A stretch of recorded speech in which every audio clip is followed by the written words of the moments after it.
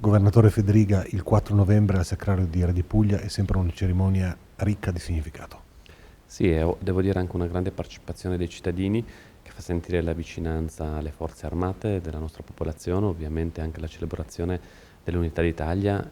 finita oltretutto la commemorazione della fine della Grande Guerra che ha colpito pesantemente il nostro territorio. Devo dire che in questa direzione io credo che sia utile anche non ripercorrere gli errori del passato, perché dalla fine della Prima Guerra Mondiale poi si sono arrivati anche alle cause della nascita del secondo conflitto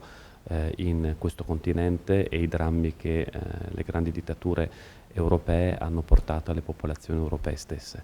Mi auguro che anche questo possa essere da monito per il futuro, affinché non prevalgano singoli interessi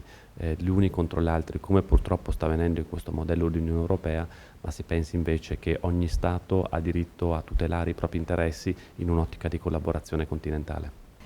Sono qui per celebrare la festa dell'Unità d'Italia delle Forze Armate, perché le istituzioni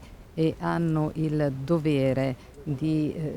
preservare la memoria e il ricordo di tutte le vittime,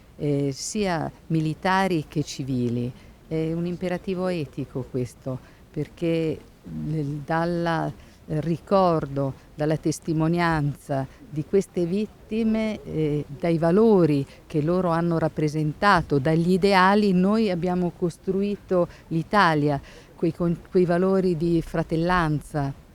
di pace, di libertà, che sono l'eredità che loro ci hanno lasciato.